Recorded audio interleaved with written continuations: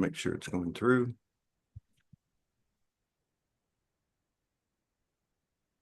Yeah. Okay. All right. Let's see here.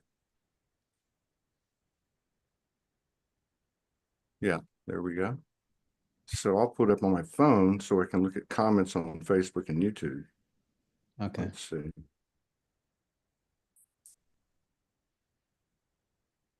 There it is. Let me tag you. Wait.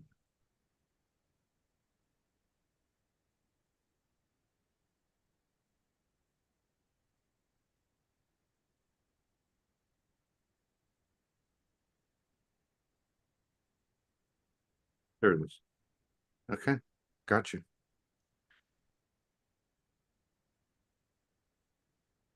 Shoot.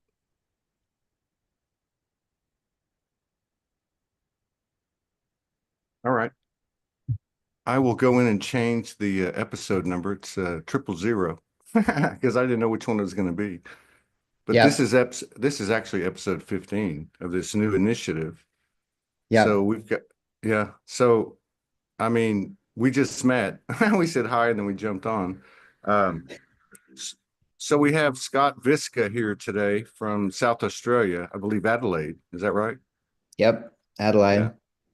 Yeah. And I met Morgan in 2015, and I think she was about a year or a year and a half into transpersonal counseling, basically metaphysical collegiate level. And you were in that group as well. She's talked often about those experiences that she had, and I think it was over like a 2-year period. So it was when I put these posts out last week, you sent me a really cool email, and you're like, you were like, I'm raising my hand or putting my thumb in the air on the soul highway. Let's go out and do this and try to have conversations that we haven't had with no expectations and no agenda.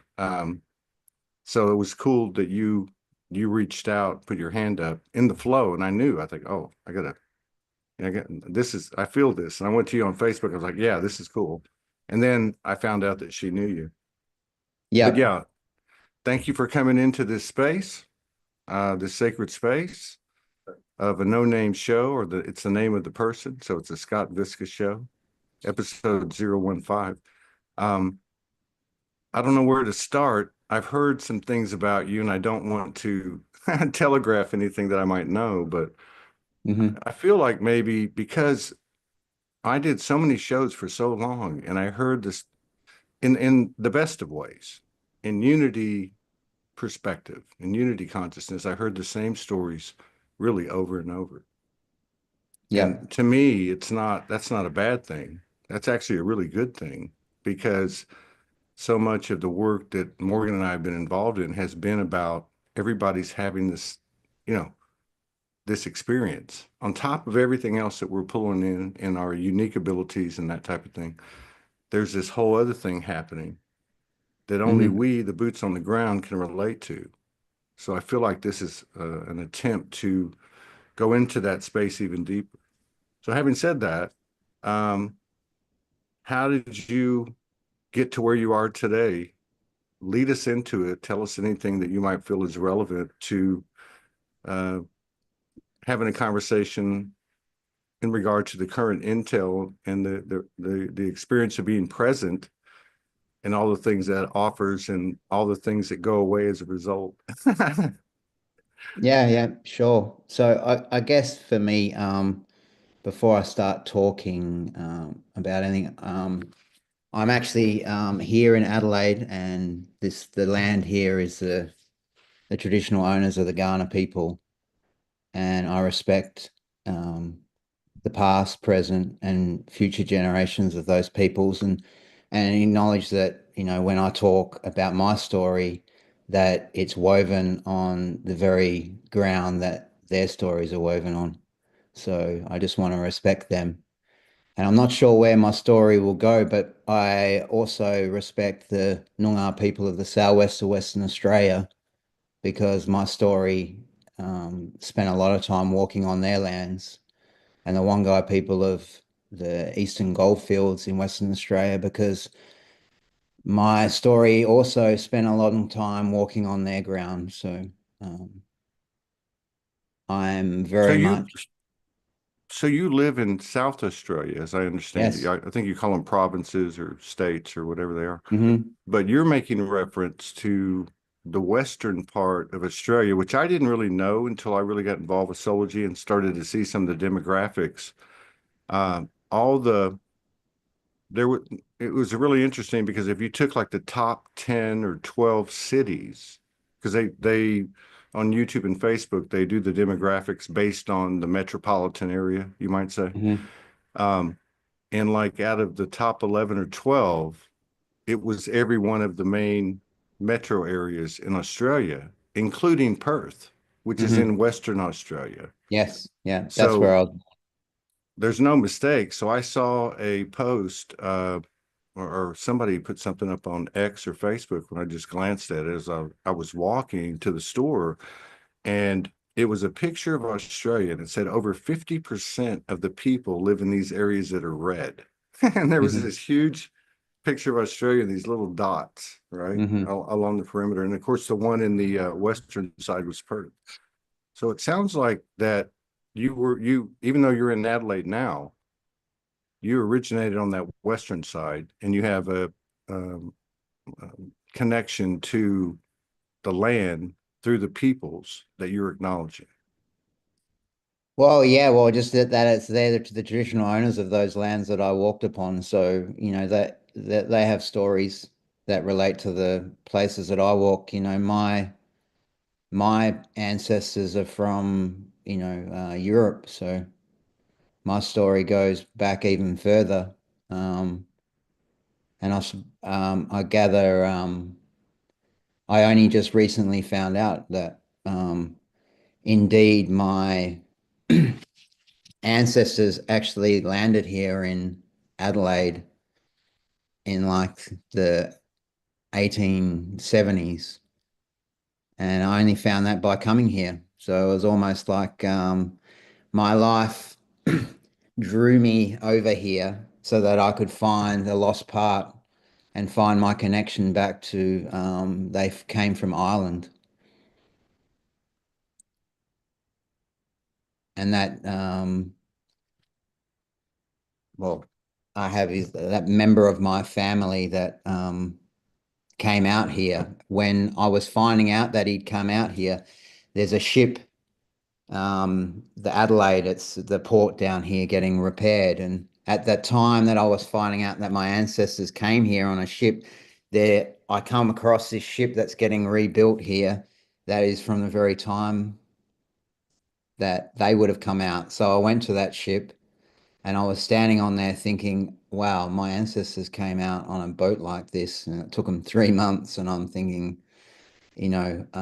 what they may have gone through to actually come here to present me this opportunity to live where I am. And thinking, like then looking at the history of like what may have been going on and thinking, were they cast out from Ireland? Like, was it not a good place to be? Were they looking for new opportunities? Were they light workers in the 19th century? You know what I mean? Wow. Yeah. Yeah. Um, Well, it sounds like that. I even picked this up before you even started talking about that part of it. But as you talked about walking on the land, like it sounds to me like, and then going to Adelaide and actually finding out through that experience that you just described, who you are, or more of who you are, and how that is. I don't know if I want to say first and foremost, but it sure feels right to say it. But first and foremost, you're in your relationship to the land and the lineage that walk the same steps that you have. That's what I oh, pick up from you. I'm not saying I'm a psychic or anything. I'm just saying that it sounds to me like you have a real connection with the earth, with the history of the earth, the real history of the earth. Uh, that's what it feels like. yeah, yeah. Well, I think, the more uh, grounded, like we have to, well, there's a reason why we have our experience. It's good to explore and discover, whatever path it is you choose to find that. Um, for me, in my discovery of my ancestors, my mother's father was cast out of his family when he was 12. And one of the most impactful moments of my own life was that my parents separated 2 days after my 12th birthday. And I was born on the 12th. And it was like, oh, well, and, to think of this man, he wasn't like a really good man in this life. But there's probably a lot of reasons. If you were cast out of your family at 12 and you were treated like you weren't wanted, then there's good reason why you may not have grown into a well man. So when I worked that out and I realized like I'd really struggled with in my life with relationships with like females, and I always found that I got all this negative energy off them, and I realized, well, I was carrying this energy of my grandfather who had been an abuser. So I just felt like I sort of was attracting all this, women that hated men, or like they probably didn't even know it. But yeah, it seemed that way So to me. yeah, I mean, so it and keep going. I just want to throw this in there because to try to connect the dots, but like you're talking about in your lineage, a man, a very prominent man, in terms Hmm. of energetic force, Yep. and then the way that kind of translated into your experience as you're talking about, which didn't have to do with the distorted man. It had to do with Mm. you talked about the feminine or the type of feminine. Yeah. Uh, I just thought that was. I can see that there's a connection there. I don't know if you can tap into that and give us something there, but yeah, keep going regardless. Yeah. Yeah. So, um, I suppose one of like a pivotal moment for me where like, and excuse me, I'm in a flight path, so the noise might be just coming in. But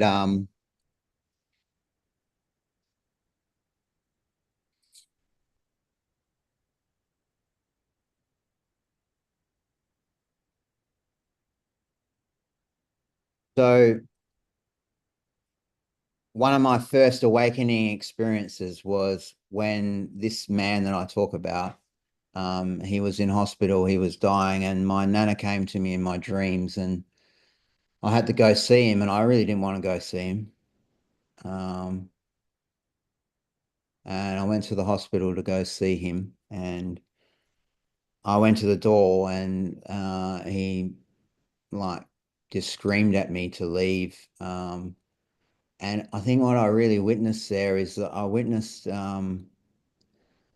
what it's like to go through life in absolute denial of like a soul that's actually lived in persecution their whole life.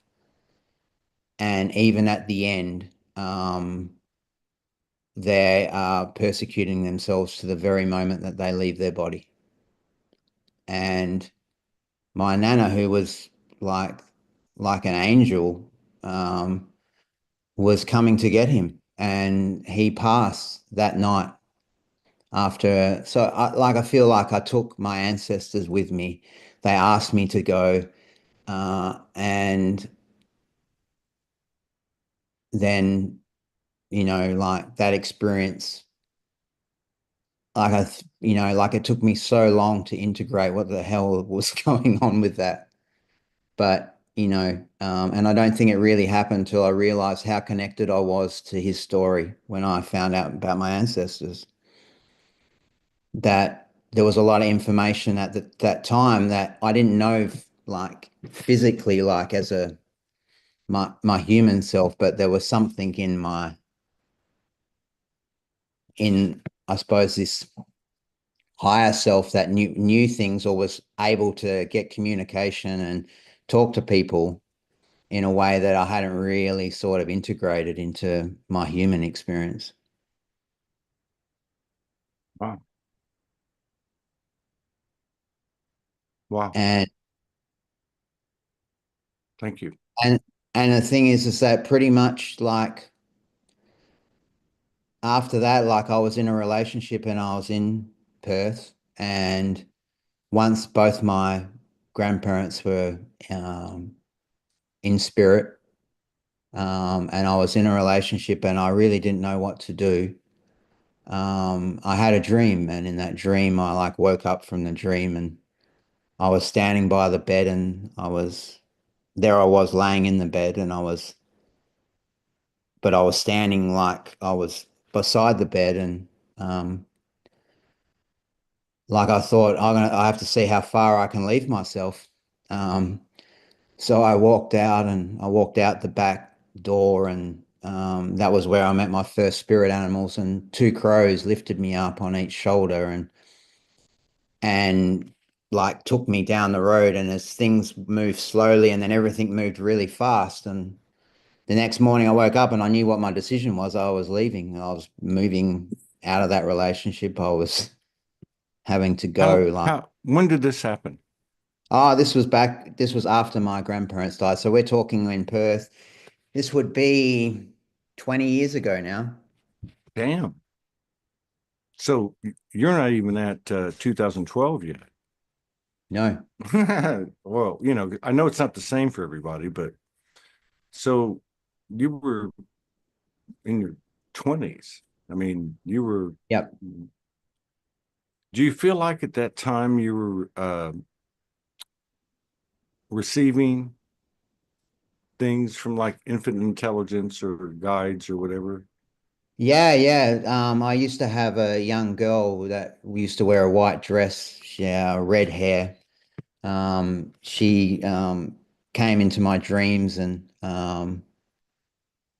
she gave me a premonition dream of a friend of mine's relationship breaking down. She told me of somebody that was going to come and return, and I think like I was just like I suppose a bit in denial, or a bit just going, okay, this is I really didn't know what to do with all this stuff that was happening to me.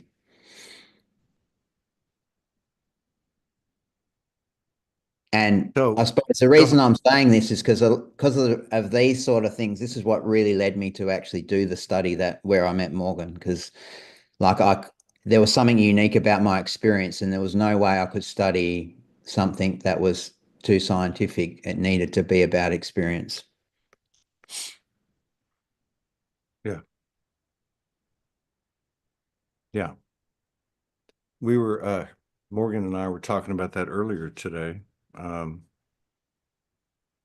she said for quite some time, for instance, and I think there's others that have as well. She reads some of them to me sometimes, that we're in this space now trying to figure out how to create.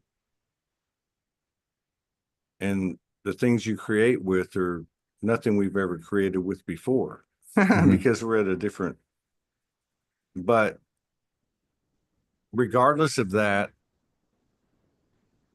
at least I feel this way. Um, the only way to find out what's going to work is to take a step into that space where you don't know what's going to happen. And Hmm. that's what I feel like the spirit of what you just said about what brought you to that place to take that course or that series of courses where you met Morgan, and I'm sure many others. But I feel like that's what we do.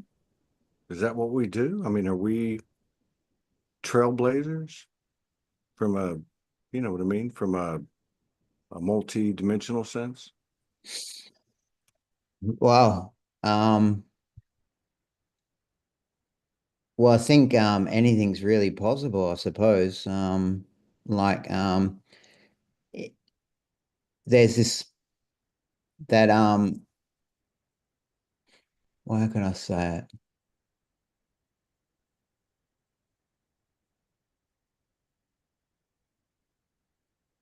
we don't really know like what the outcome's going to be, and I think that's great. But there's this idea that we have to like follow a voice, and the only way you find out what that voice is through integrating everything that's come to get you to this point.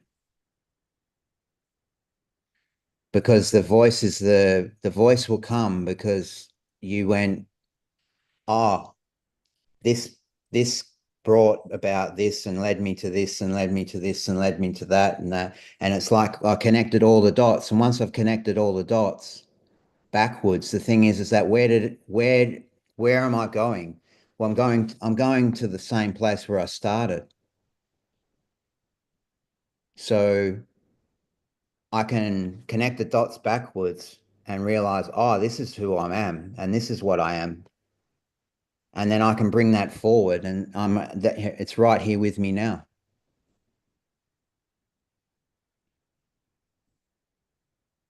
So how long would you say you've been on the path, or you've been um, applying yourself more and more consciously? You know what I mean?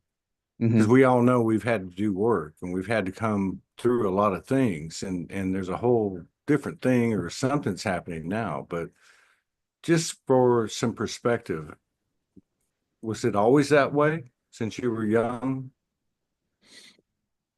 Yeah, well, I think, when I go back to my parents separating, like I think, I was actively looking for answers. So I was reading books on the occult, magic and,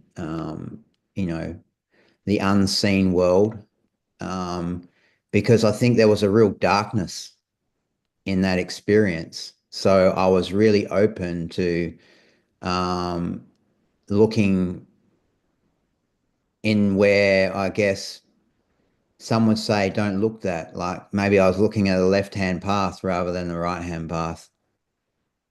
So I was really open to um, different experiences, but it wasn't rosy. Like I suffered, because of that. But I think that was really where it started for me.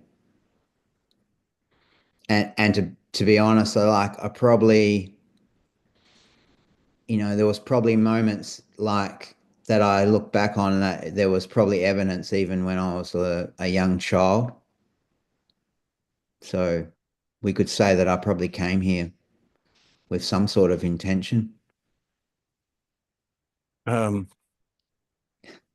wow, thank you. Um, when I when you hit me up and I went to your page, you and I looked at where like say the last few posts or whatever. You've stepped into an something new um, at an older age, um, but something that I would and I don't want to say it. You can say it if you want to, but expression, Hmm. self-expression, confidence. That same thing you talked about, how you ended up where you did in the circles that you were in because you wanted to learn more and you kept going forth. So to hear you talk about and allude to the same kind of things that we've all gone through, maybe part of what we haven't talked about is an, not in a bad way or judgmental way, but just what's actually going on now. Like Hmm. you obviously have a strong relationship with yourself, with your higher self, with you stay in shape with your body and you might say in the old vernacular goals, and you're stepping into things that are you can't be 100% confident stepping into, look, you know what I mean? Um, Hmm. but overall, where is in your mind, where is the collective, if that's even relevant? Where are you? Which I know is relevant. And you can speak to one or both. Mhm. whatever you're comfortable with. So where am I? Well, I guess it comes that I'm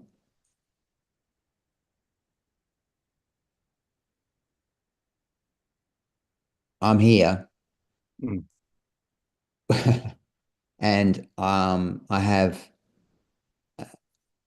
I guess, worked out that there's a reason for one to have these experiences, and that a lot of people aren't aware of how everything is connected to them, and they aren't actually here.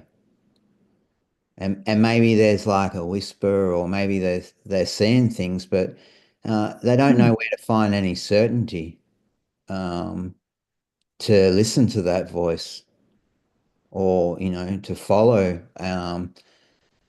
in a direction that doesn't really have like it could change at any moment. Like there's no certainty that you're going to end up. it doesn't actually have a nirvana Yeah, from where we coming from. yeah. Yeah.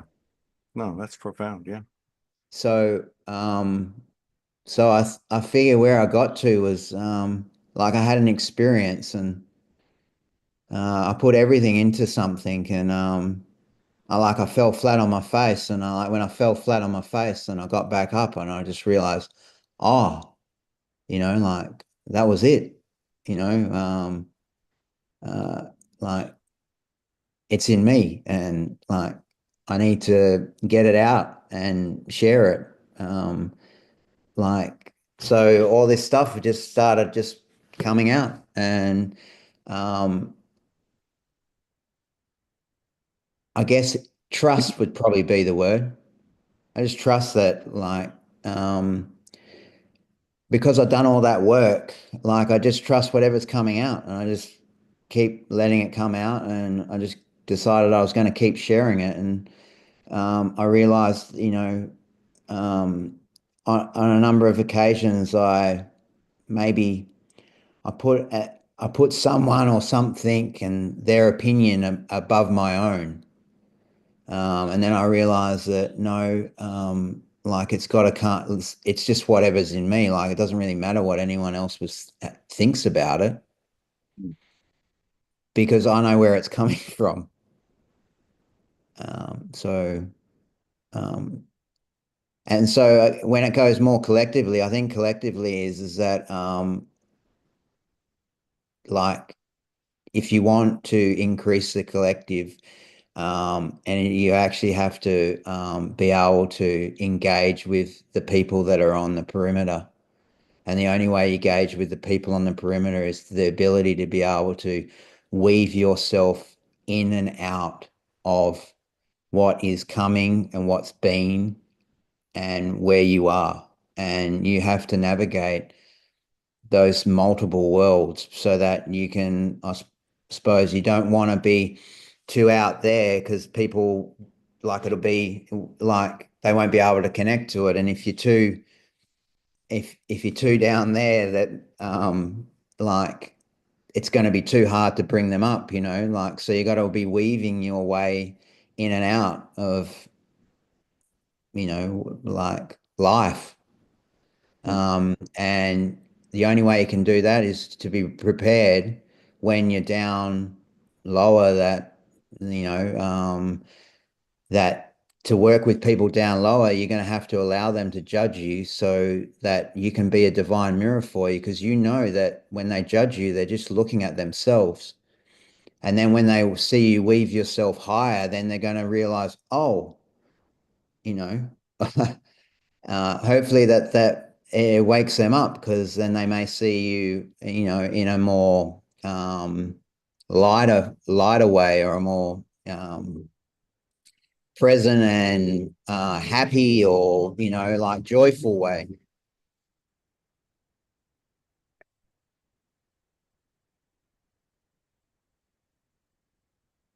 I love the way you explain that. Um, and it stimulates me because there's a couple of things I want to address with you. And Yep. one would be a man in form, a masculine in form physically, having the experience that many of us can relate to, Hmm. a subject matter that hasn't been put out there too much. We've seen the evolution and transformation of the embodying divine feminine, which is obviously effective and within us as men. But what you made me think about was, I don't know how to say this without, I'm not going to get it perfect, but it's like, have we reached a place now? And this is based on what you said, because you said on one hand, we go back into the 3D and we do that. Why? In your explanation, and I think we can all at least consider and be open to admitting this, we do it for other people. It's kind of like not caring what people think. By the same token, not taking action and engaging in that, what we call 3D, because when we realize that we're doing it because of what people think, which Hmm. ultimately is what we think, right? You know what I mean? So what I'm trying to say is, and I'm not, it's not right or wrong or anything. We're just hashing it out right here. Yeah, yeah. Uh, do we need to go back? Whether there are children, our friends, our old acquaintances, or whatever they may be, do we need to go back? You know, physician, heal thyself. Who are we to um I think we're so important and so smart. I mean, I guess another way to put it would be softer, would be, doesn't everybody have what it takes within them to figure it out for themselves? Hmm. You might say also stay in your own lane kind of thing. But I just wonder if this is part of what we're challenged with now as we are making this obvious transformation in dimensions, if you want to put it that way, certainly in frequencies. Is this the type of thing that we didn't expect, that we have to let go of all that and let go in ways we never even thought we'd have to let go? You know what I mean? It's tricky to me. Um, because we care about these people and we care about humanity and we care, period. We're all empaths.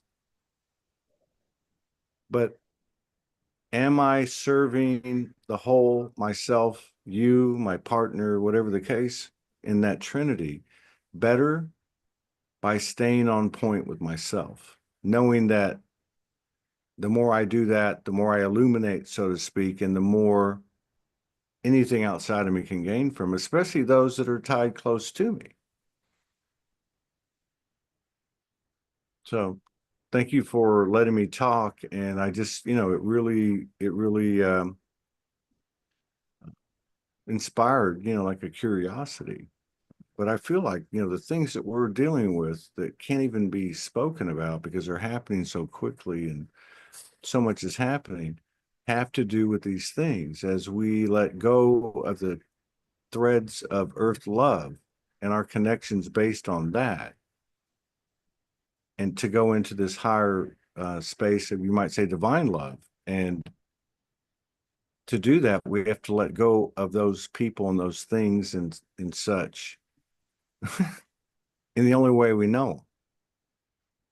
And then to come out on the other side, which I feel like we're doing right now, and many people are probably doing this right now over the last few weeks.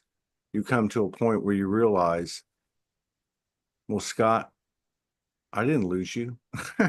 I gained you, you know. But there might have been a part of our connection that was in that old grid that we both had to let go of. Nobody won, nobody was a victor, was the victor.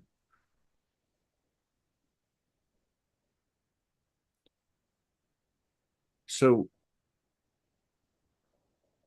you you seem to be a very balanced, um, introspective, masculine energy in a male physical body. There's been a lot of talk over the years about the feminine and the masculine, a lot more about the feminine because that only makes sense because that's been leading the way by leaps and bounds. But in terms of like what you're coming into in terms of revelation and epiphany as a male in form, with the history that you've had, so many of us can relate to. How do you feel as a man? Are you a man? What have you dropped? What have you picked up? What do you know or not know? Um, can you relate to that question or that series of Mm. questions? Yeah. So I think for me as a man or masculine, like it's and probably where what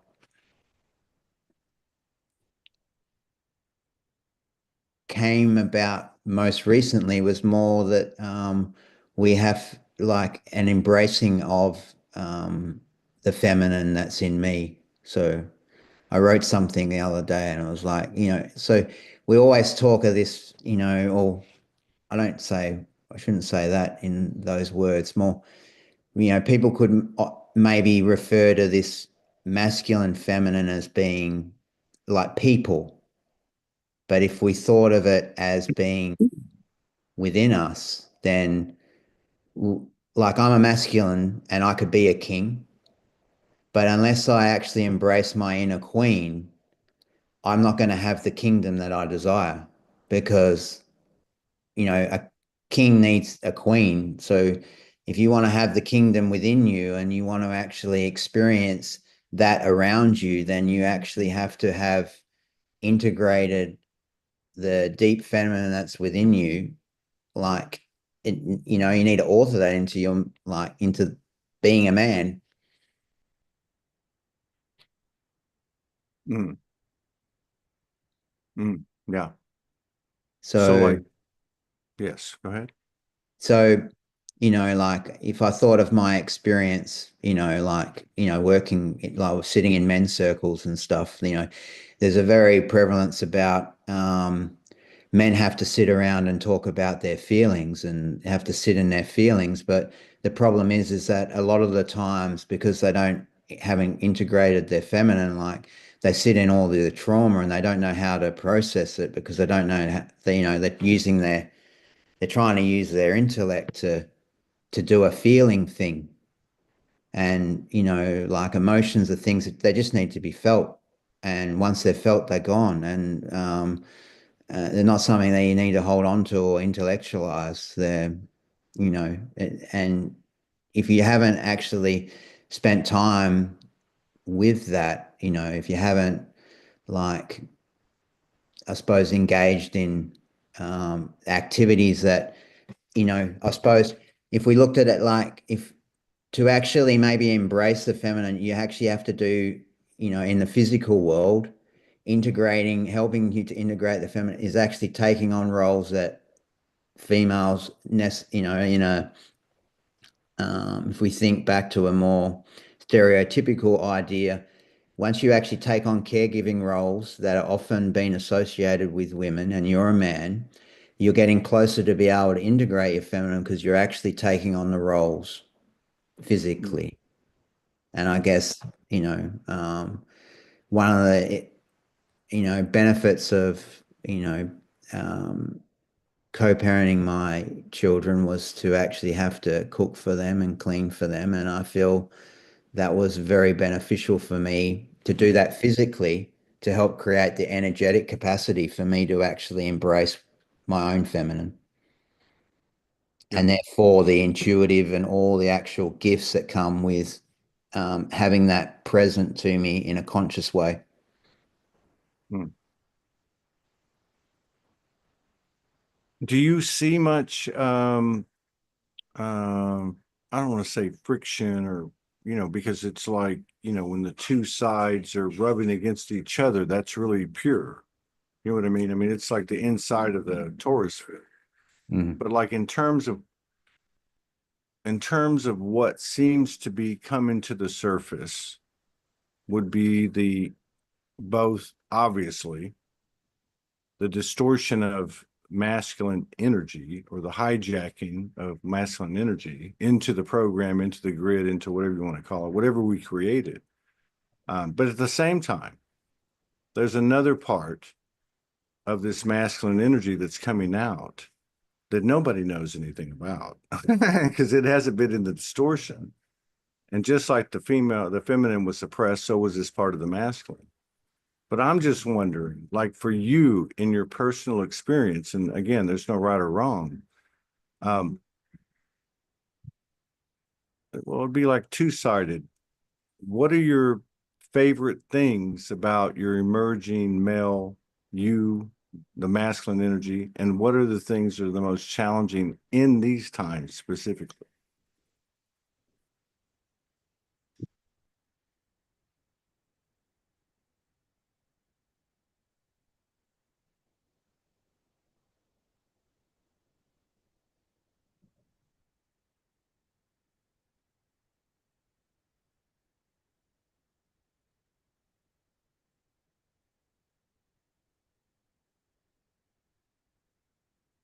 I think for me, it's got a lot to do around um, um, like being loving and caring, um, to really want to love people.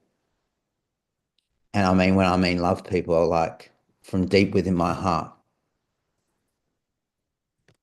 and to embrace people with this love that I have. Um, and I guess it really goes against that sort of notion of um,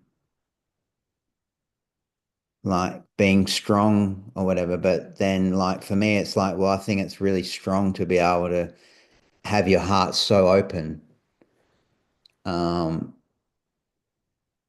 but like it sort of, I don't know, just if I'm not sure, like I feel, don't know where it fits.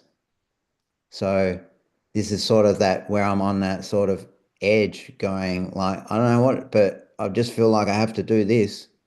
I have to just keep this thing open. Like I have to, I guess, use my courage or those what were maybe deemed masculine traits that I've been using in other ways to use them to support me to have my heart open in a world which I'm not sure it's saying that I should have it open, if that makes sense. Yeah, that's where I'm going with it. So, I mean, I think because I can relate to what you're saying, and I can think for a second, like, even when you were talking about how you feel this is okay, and this is actually a good thing for me, and this is a good thing for everybody else, if I'm open like this and having these warm interactions. And I went right to my childhood, which is still me, and I could feel that. I always had that.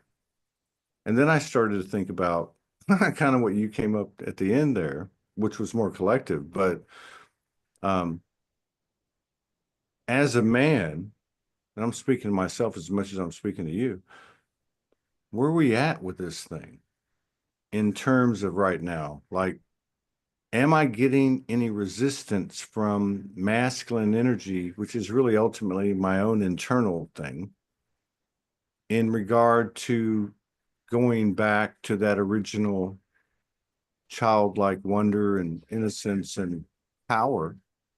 Um, because I know I'm not totally conscious of it. I can feel it. And it totally goes against the interpretation, I would say, of what's happening globally. And what I mean is I know there's some kind of unknown, powerful, mysterious element of the masculine, like the white knight, but it's really the white knight and the black knight. It's the whole thing, right? Mhm. And to see what's occurring everywhere. And it's not a political statement or anything like that. I'm not just talking about the United States. I'm talking about the things that are happening.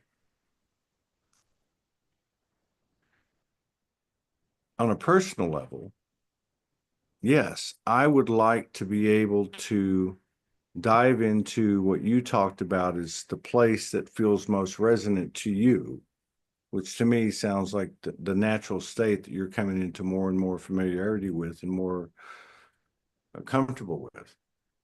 Like, where is that?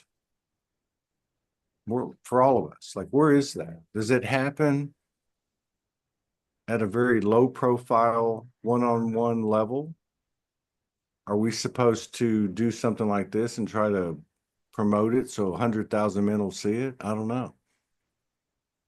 Uh, for all the progress that we've made, I feel like as a collective, there's a huge question as to what the masculine energy in all of us actually is and can do. Yet at the human point, as a two-side, they're going like this. I think there's a lot, regardless of the press, regardless of what we're looking at, there's huge opportunity in everyone's masculine being, male or female. And that part of us I feel like has gone through a lot of what the hell's going on? Who am I? Dying, Hmm. dying, dying. And I feel like there's still more to come. But as we do this, there seems to be a simultaneous reaction with further creation. And it goes back to what you said at the beginning about your own experience and how you ended up in a certain open environment because it was basically, I want to find out more. I will step into that space when nobody else will. And maybe that's what I'm referring to as that part of us that dies. You die because you step into that unknown space and then something happens, some kind of birth or expansion, obviously, but it seems very masculine. So I don't know. I mean, I don't know your history and I don't know, you sound really well put together, brother, to be honest with you. And, but there does seem, I've always believed that the masculine and the feminine is the last line of separation. So in your experience and where you're at right now, is there anything that you feel like you would want to get across to the feminine side yourself and the externals that would be a bridge or that would be a game changer? Or are you comfortable with the slope of the ascension and the expansion?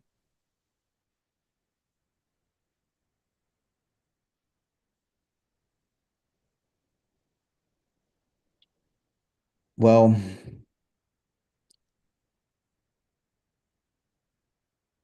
I, I guess this the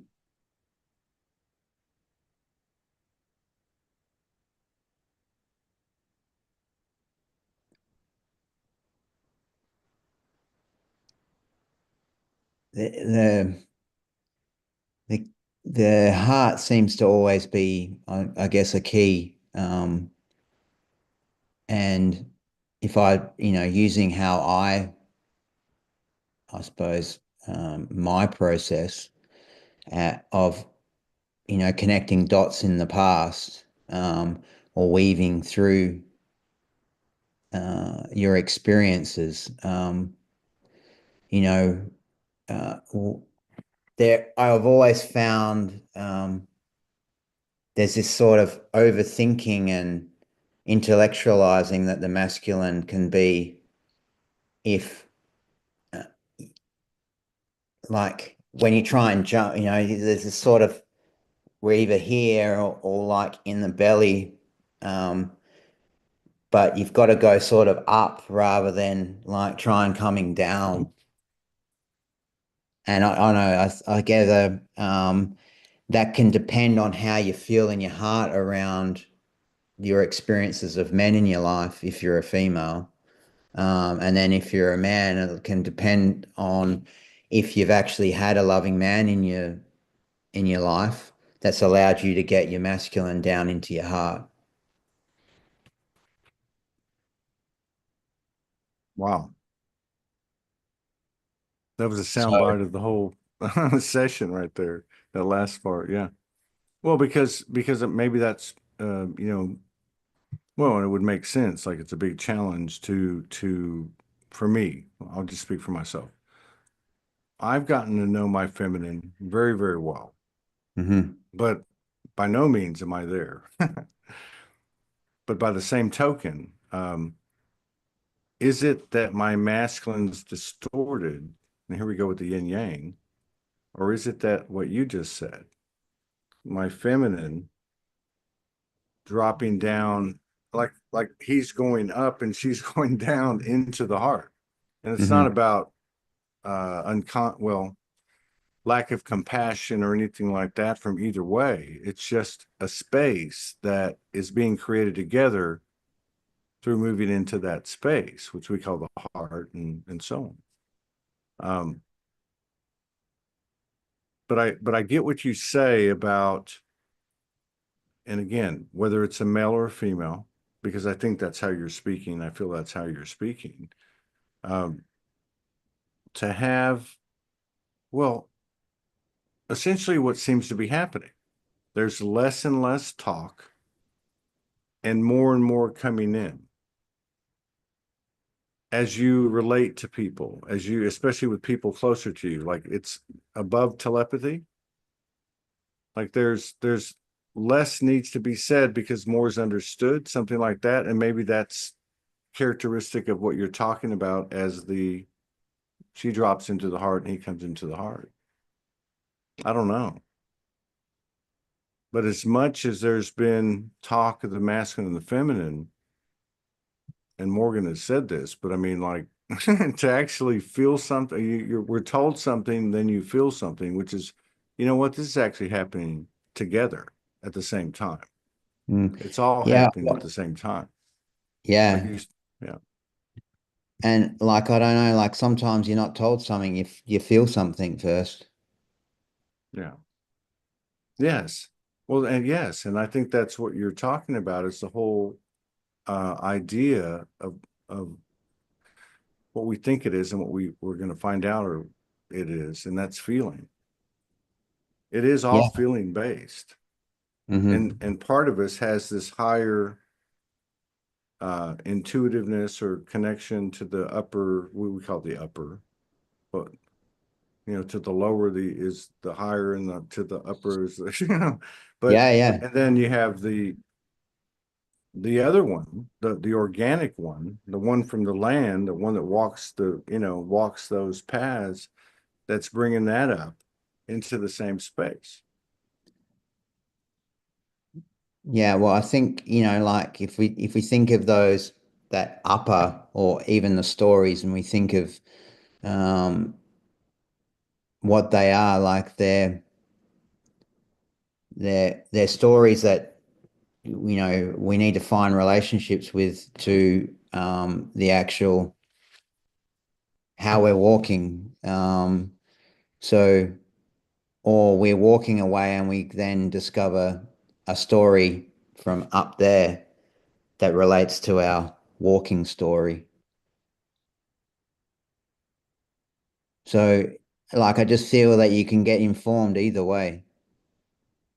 You can get informed through a human interaction, or you can get informed from a dream, like a random intel message that tells you something.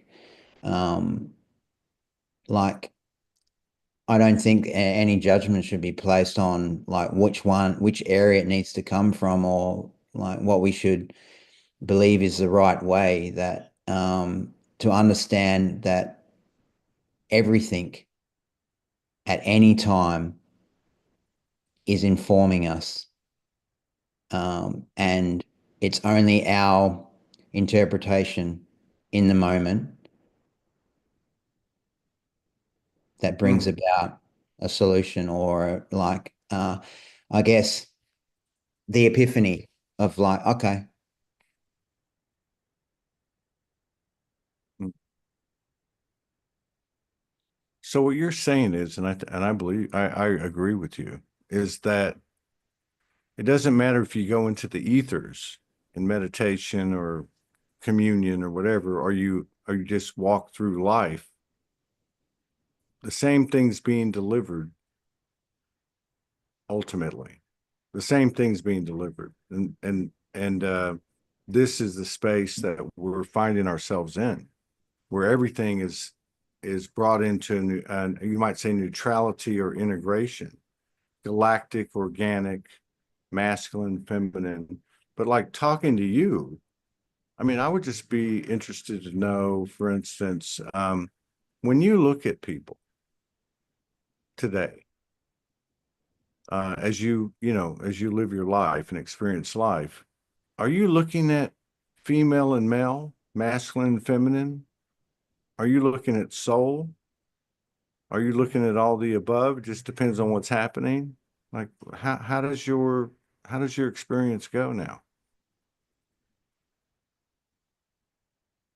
I think like a lot of the time for me, I'd see patterns probably would be um in people. Uh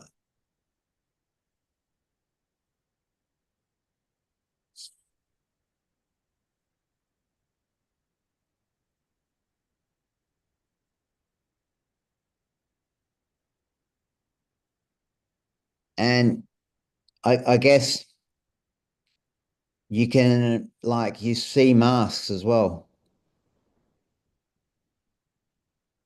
I see I I see the mask which, relates to the pattern that I see. So would that um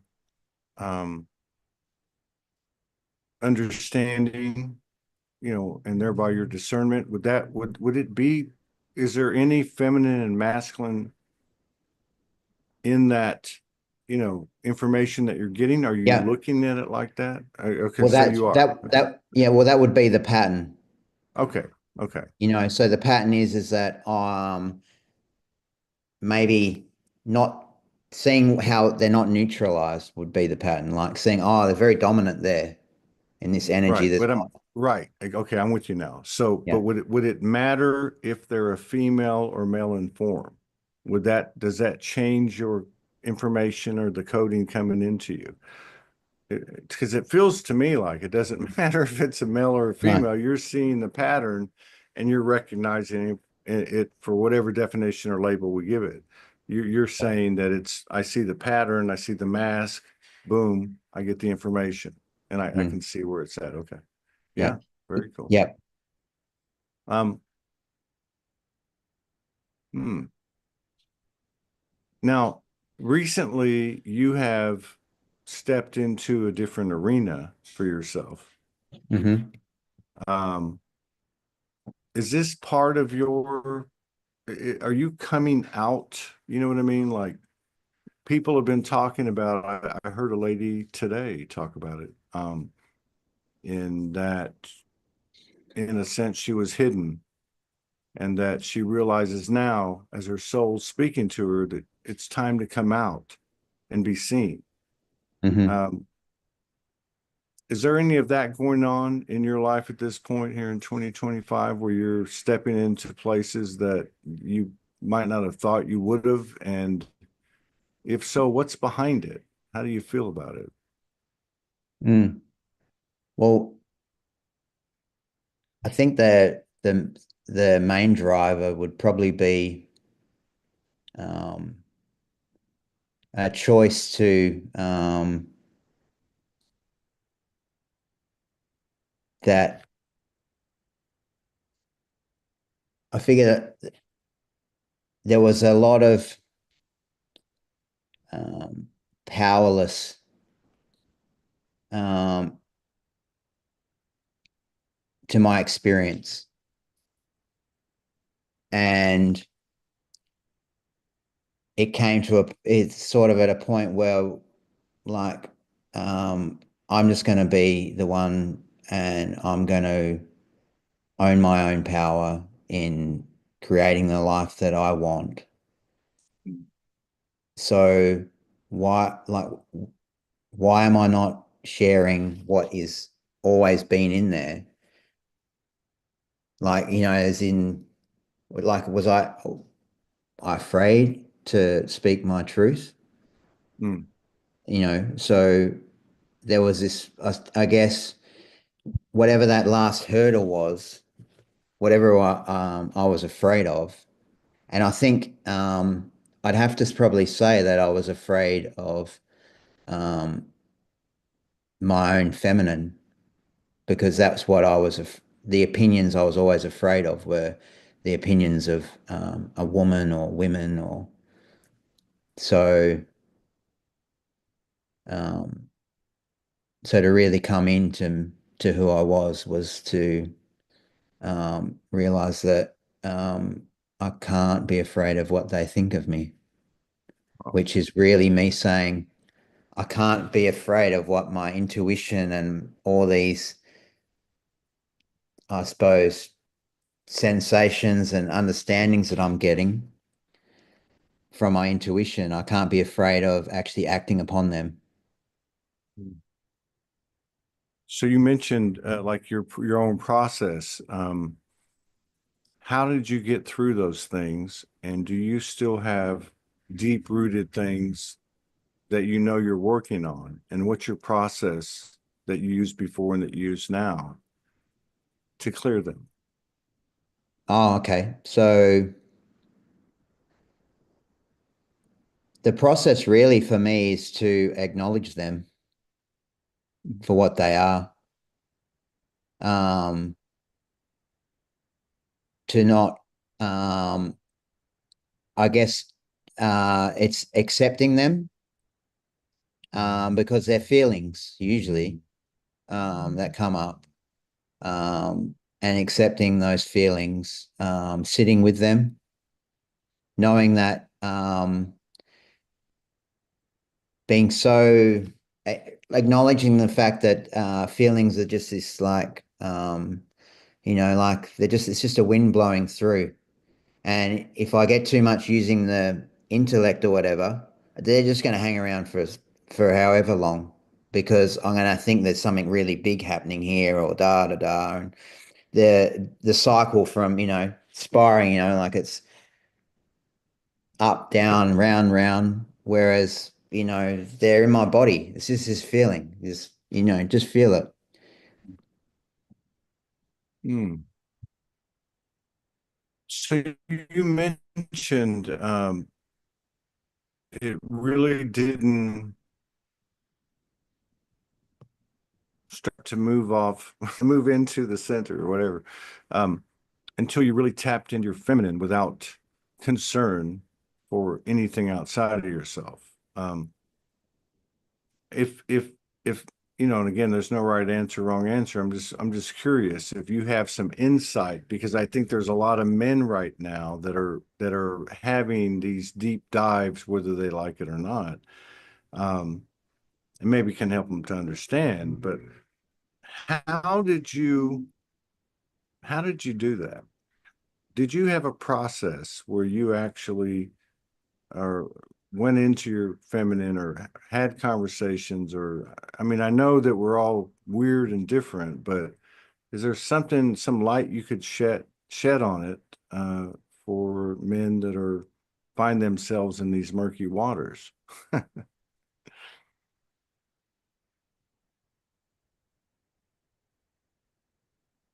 So if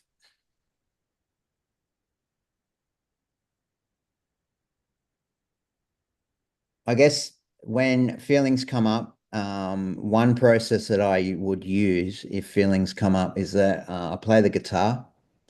I Hmm. don't play it with any expectation. I play it, and when I hear a sound that fits, I just keep playing that sound. And the sound is then the feeling being expressed through me, through my hands, through the guitar. And that speaks to whatever the feeling is, and that's how the feeling is processed. It's created, it's transformed into creation. With the guitar, it's sound. I will sit with the feeling and I will write poetry or words, and that is the process of how I process the feeling, and it becomes a creative piece of writing. And and then, I suppose I've been doing this for a while, but if I thought of where I'm at now, it's like now I'm at this point where I'm actually sharing this, and the only way I could share it was because I stopped caring what other people thought. I started sharing it with those people really close to me, and I found that their opinions really mattered, you know what I mean? And then, those people left, or, weren't stopped being in my life, and it was like, well, but this stuff's still here. So, so I'm in this next point of sharing it. So I suppose if we're playing back, you know, um, using it creatively would be, my process. Yeah. Yeah. I think what I heard you say, and I can relate to it. I mean, at different times but I think step one was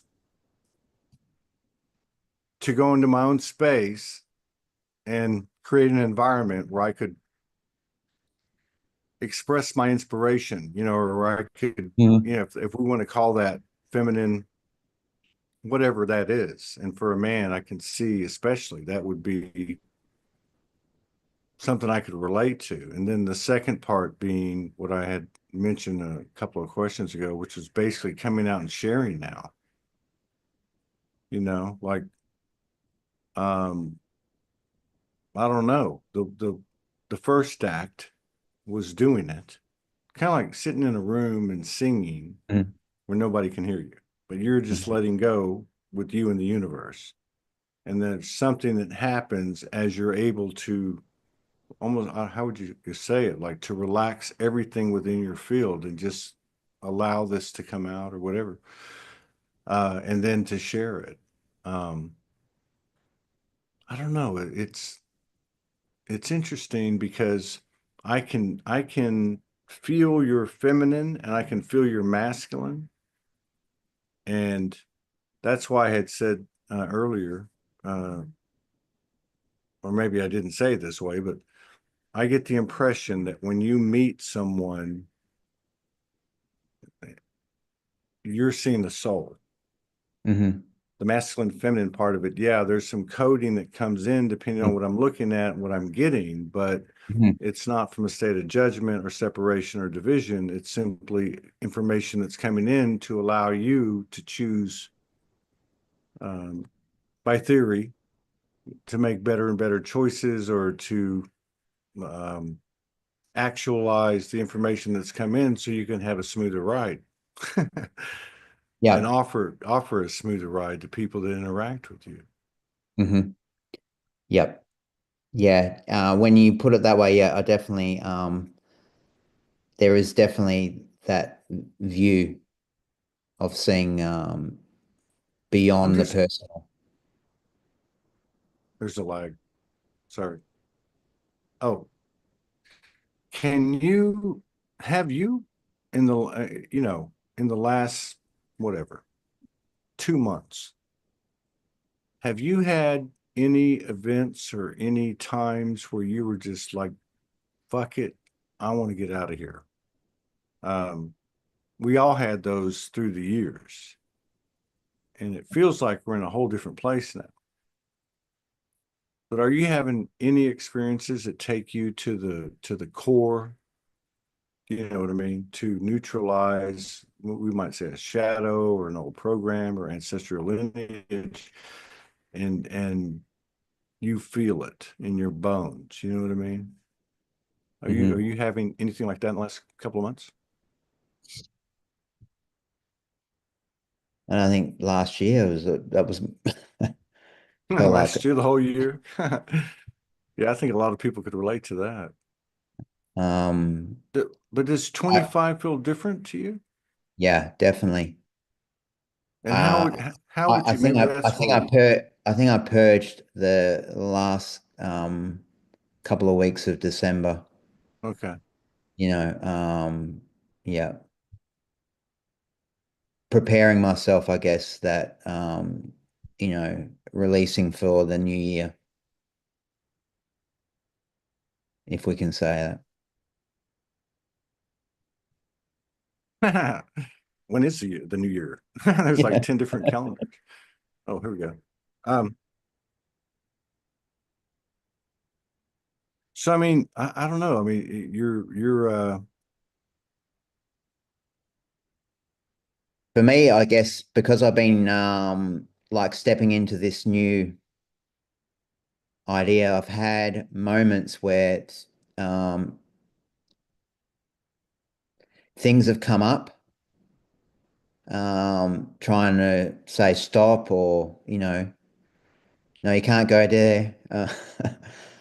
And sort of going, there's only one way I'm going.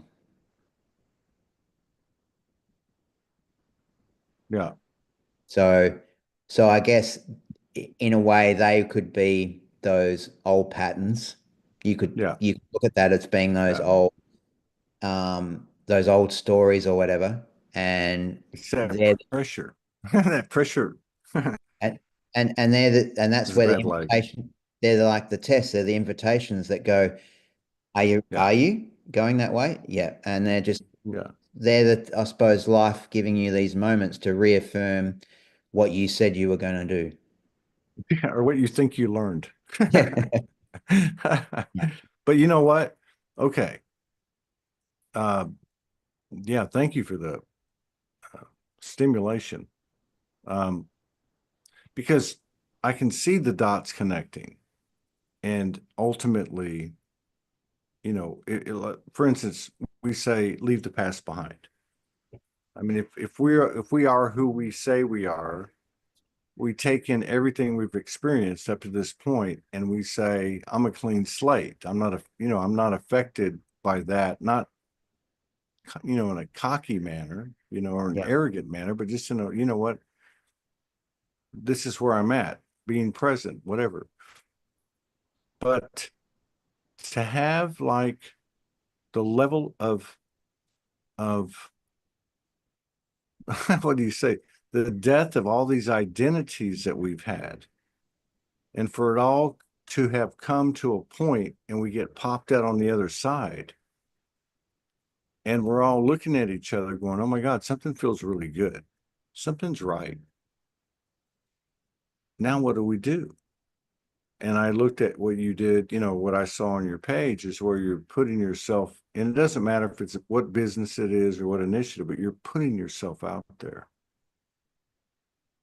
And I know we've all done that in our own way, families and all the way to doing shows on the internet, anything in between, whatever. But if there was anything that I couldn't live without in terms of just functioning with nothing personal, just energy, it would be for me to create. Like, what's the point if I'm not creating something, if I'm not utilizing my imagination and all my whatever I think I've come into awareness of, skills, abilities, whatever. Um, and I kind of saw that in you when I went to your page. I saw that, like, yeah, you know, I'm going to do this for myself, kind of thing. Hmm. Is Does that resonate with you? I mean, am I even close to where you're at with it? Oh, for sure. For sure. There's definitely that element of I'm creating and I've been doing it for a while, and that I need to, well, if it's need to, but it's why aren't I sharing more of what I'm creating? Like what, like why was I like, and it's even like, was I even holding back before, or was it more that I just really hadn't come to the place where it was open to me?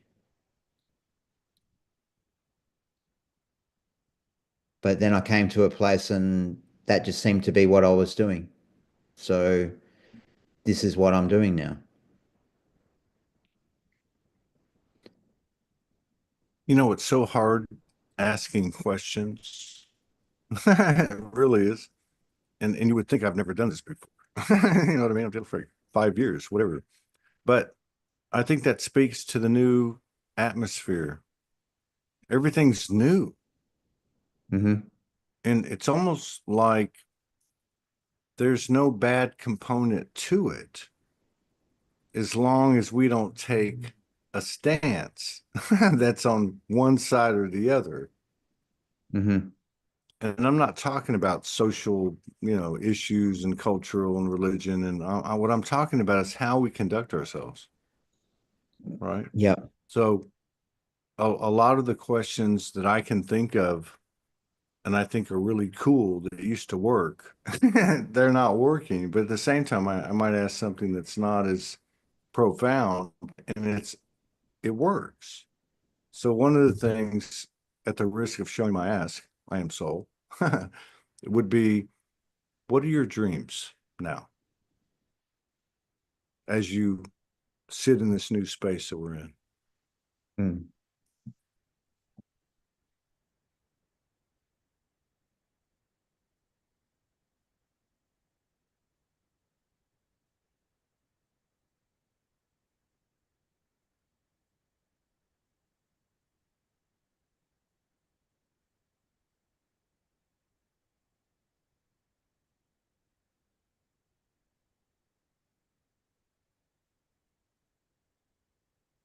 I, I think I just have this dream to share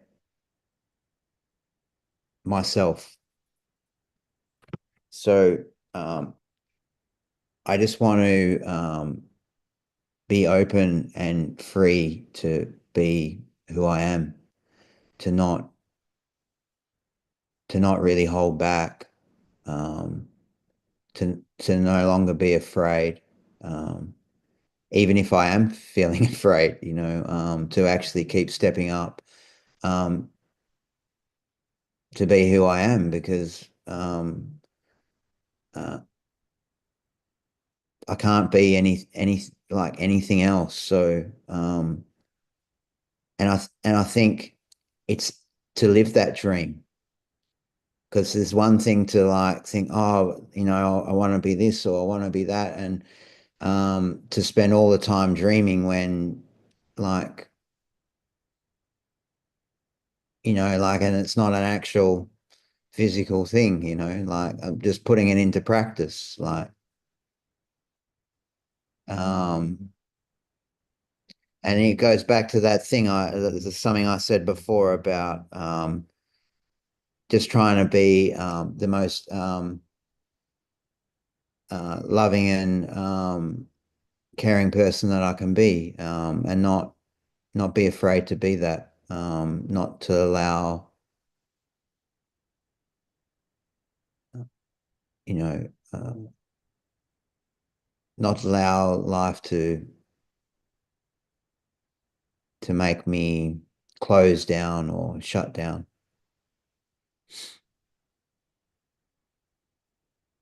Yeah. Not to be a slave to that which we created in order to expand ourselves, that we made so Hmm. real that we almost believed it. Hmm. You know what I mean?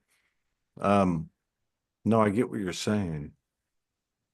You know, people talk about the truth frequency and how it comes through. And even though we've had all these different perspectives, there's something about when somebody's speaking the truth or being the truth, or you're observing the truth or whatever the case is. And the thing about it, it doesn't have to make sense with you. It doesn't have to make sense with anything. You can just see it, and it's contagious. But what I feel like that, that's been kind of been captured in this episode about you is all that other stuff that happened, everything I was up until yesterday, everything I think, whatever, doesn't mean anything. It's it's you know, it's what I'm gonna do today. what I'm going to pursue today, who am I going to, where am I going to put my energy today? It's almost like there's no um, consideration for, oh my God, what am I going to do in 2 years, 5 years? How am I going to retire? Where am I going to live? How much money am I going to have? You know what I mean? It's a weird place for, I think, for the human being to being taken into a presence in a world that's very thick and very dense and has these, these rules and laws and norms and this and that. But I feel like we're being taken into a place where even all of that, no matter how close it may look to you, is not there, or it's not a consideration. The consideration is what you're talking about, which is essentially, I'm going to put myself in the best possible place I can because I love myself and because it serves the other and the collective in an equal measure. And it sounds hokey and new age and old school and this and that, but I really feel like that, there's some truth to that. Yeah. Yeah, well, and I Are you think, seeing people change in your career? Just, yeah, go ahead. I think those terminologies are used as well, like, they're they're also, like in that past story, like I think, whatever this is, if it sounds like the part that what's happened, I don't think it has, because I don't think I've ever been where I am right now. Yeah. I think that's a perfect explanation. But and then if for the natural thing would be for any of us to say, okay, how does that work? How did that happen? Tell us how to do it, or how did you do it? Or I don't think we have that answer. I think the answer is coming through the experience and the information is hitting us all. And there's not time to explain it. Yeah. It's like what I feel like what's happened here, which is somebody who knows my wife and my beloved, who I didn't even know about till 10 days ago or whatever it was. Hey, I got Mhm. this message from this guy named Scott. And and going with that weirdness, going with that synchronicity, and then you find yourself in a place, and I'll tell you straight up, I'll get off this thing after what? We've been here 90 minutes, and my human will go, what the fuck are you doing? And oh my God, who do you think you are? And like, well, but my soul, it's a whole different story. And it's taking some getting used to, right? That's how I feel. Mhm. It's nice to have a conversation with somebody and there's nothing pre-planned. Mhm. Just, I hope that you gain something from this. I really do, because I have, and I appreciate it. I really do. Mhm. I really do. And I know that doesn't even do it justice, because how can you be talking to somebody for 90 minutes and you feel like you're going to cry half the time? Mhm. There's something else that we carry, that we are, that's coming into the fold, and there are no words. No, well, and that's the feeling, No. because they're uh, their words, Yeah, feelings. it's futile.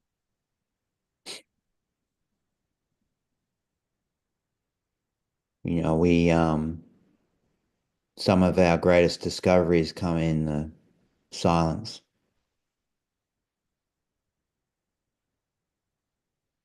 You mentioned nervousness. Um,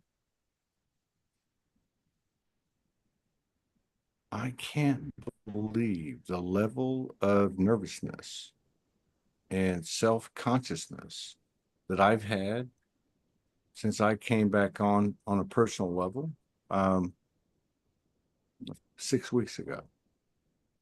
It's like every time I go on, I feel naked. I feel, you know, lacking confidence, but I can't stay with that. You just got to keep going like you're Hmm. dog paddling for survival. You know what I mean? But I really feel like this is a space we're supposed to share. I really do. Hmm.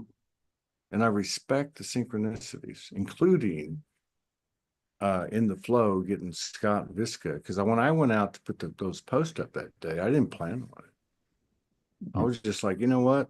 I'm taking a stand and I want to have some conversations that go deep and talk Yeah. about things we never talked about. Then I get this message from you and a few other people. I'm like, okay, that one, that one, that one. But then to actually be in that space, um, and I guess the way I would put it is, I don't know. I can't tell you what happened. I can't tell you what I gained, but I know I did just by entering that space and being open. Yep. Um, and somehow or another, that correlates to what I asked you about earlier and what I've felt, and I'm sure other people have, which is basically you get up, you go about your day, you carry forth with you in full presence as to the best of your ability all that you know. You pause. You've paused several times when you're talking, and it's very powerful. I learned that from Morgan, by the way. Hmm. Um, but it's true. Hmm. There's a whole different level of communication happening.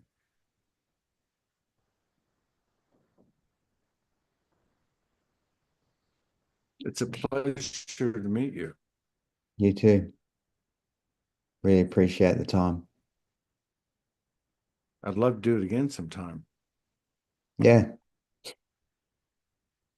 we can. Man, I wish you the best in all that you're pursuing. Blessings of grace to you and your loved ones. Thank you for this sacred space. Thank you for spending time with me. Thank you for allowing me to open up and self-consciousness and nervousness and I feel so much in the exchange that I'm very grateful. And like you said earlier, sometimes you get the information up here and sometimes you get it here. Hmm. So thank you for delivering. Thanks for having me. Thanks for sharing with me. Mm,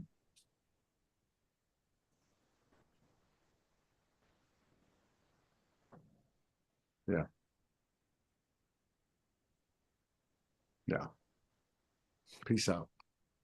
Peace. I'll see you again, brother. We'll, Yeah, we'll for do it again sure. sometime. All right. Sounds Thank you good. so much. I really appreciate